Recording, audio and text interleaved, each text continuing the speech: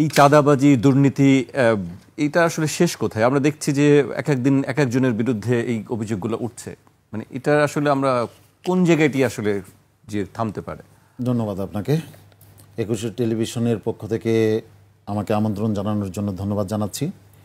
আমার সহ আলোচক হিসেবে যিনি রয়েছেন গণ অধিকার পরিষদের সাধারণ সম্পাদক রাশেদ খান, তাকেও শুভেচ্ছা জানাচ্ছি এবং যারা দেখছেন এই অনুষ্ঠানটি তাদেরকে ইসলামী আন্দোলন বাংলাদেশের পক্ষ থেকে শুভেচ্ছা জানাচ্ছি।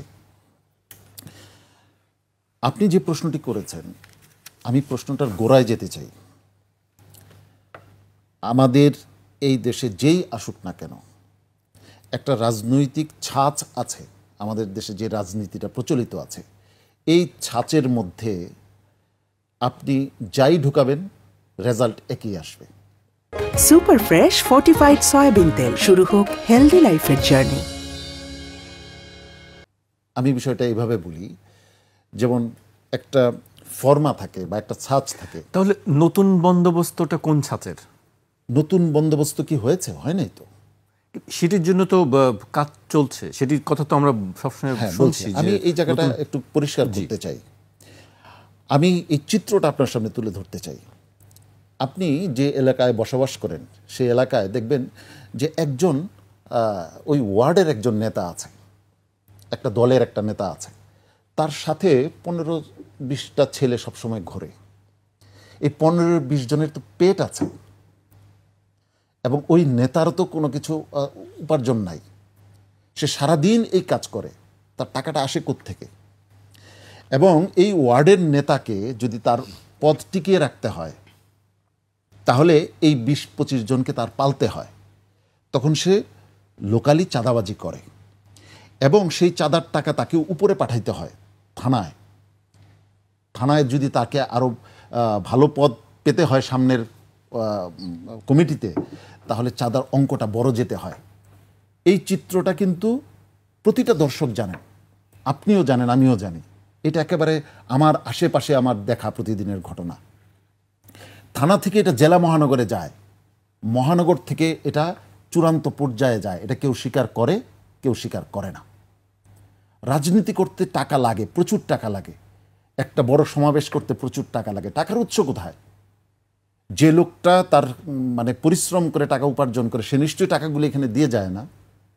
অতএব বস্তুবাদী রাজনীতির অসারতাটা এখানেই। বস্তুবাদী রাজনীতি করলে দুর্নীতি থাকবে, অবধারিত। বস্তুবাদী রাজনীতি করলে চাঁদাবাজি থাকবেই। হ্যাঁ, বলতে পারেন তাহলে আমাদের এটা কি?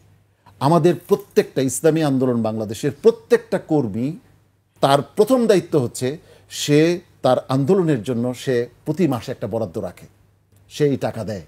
এবং যে এটা দেয় না সেই সদস্য হতে পারে না। এমনকি প্রথম সদস্য ফর্ম পূরণ করার সময়ও তাকে একটা ইয়ানত দিতে হয়। এটা তো বস্তুবাদী রাজনৈতিক দলে নাই, বরং উল্টোটা আছে। সেখানে গেলে আমি টাকা পাবো। আপনি খোঁজ নিয়ে দেখবেন যারা মাঠ পর্যায়ে কাজ করে তারা কেন রাজনীতি করে, তাদের একটা সহজ উত্তর আছে, খুব দ্রুত ধনী হওয়ার জন্য রাজনীতি করে। তো যে দ্রুত ধনী হওয়ার জন্য রাজনীতি যে করে, তাকে যখন আমি আমার সীমানায় আনলাম, তখন তো আমার আর কোনো নৈতিক অধিকার নাই তার ওই কাজে বাধা দেওয়া। আমাদের দেশের যে নির্বাচন ব্যবস্থা আছে, সেই নির্বাচন ব্যবস্থায় চাঁদাবাজিটা বৈধ। কারণ যে যত বেশি ডোনেশন দেয় তাকে আমরা নমিনেশন দিই। তো প্রথম চাঁদাবাজিটা তো এখানেই হয়, যে ডোনেশনের ভিত্তিতে নমিনেশন হয়। তো চাঁদাবাজি দূর করা তো সম্ভব নয়, এই পদ্ধতিতে চাঁদাবাজি দূর করা সম্ভব না। নতুন বন্দোবস্ত সেইটাই, যারা দেশের কল্যাণের জন্য, মানুষের কল্যাণের জন্য অতীতে তাদের স্বচ্ছতার স্বাক্ষর রেখেছে, তাদের দ্বারাই নতুন বন্দোবস্ত আসবে। আমি এখানে আলোচনায় এর আগে এনসিপির নাম আসছে। এনসিপি একটা নতুন রাজনৈতিক দল। এনসিপির অনেকগুলি ঘটনায় আমি দেখেছি যা বাস্তব না, তার চেয়ে অনেক বেশি তাদের উপরে চাপানোও হয়েছে, পরবর্তীতে এটা প্রকাশ হয়েছে। আমি রাশেদ খান সাহেবের সাথে দ্বিমত করছি না। এনসিপির কয়েকটা ঘটনা যদি বলতেন যে তাদের উপর চাপানো হয়েছে তাহলে। না, তাদের পরে তারা ব্যাখ্যা দিয়েছে। যে আপনি কিছুক্ষণ আগে একটা বিষয় বললেন যে কে কে টাকা দিয়েছে, আমি যে ওই বিতর্কে যেতে যাচ্ছি না। আমি যেটা বলতে চাই, এনসিপিকে আতসী কাচের নিচে থাকতে হবে, কারণ তারা নতুন বন্দোবস্তের কথা বলেছে। তো এনসিপি নিশ্চয়ই তাদের সেই স্বচ্ছতার প্রমাণ তারা দিবে। যদি না দিতে পারে তারা টিকবে না, এটাই বাস্তবতা। কিন্তু আমি বড় দুশ্চিন্তায় সেই জায়গায় এনসিপি এখনও সেই প্রভাব বিস্তার করতে পারেনি জাতীয় রাজনীতি ওই পর্যায়ে, মানে একেবারে বড় আকারে প্রভাব বিস্তার করতে পারেনি। কিন্তু আপনি প্রতিদিনের সামাজিক যোগাযোগ মাধ্যম দেখেন, এলাকায় এলাকায় একটা চেয়ার নিয়ে একজন বসে গেছে, সে ওই সুরে কথা বলছে যে সুরে আওয়ামী লীগের লোকেরা কথা বলতো।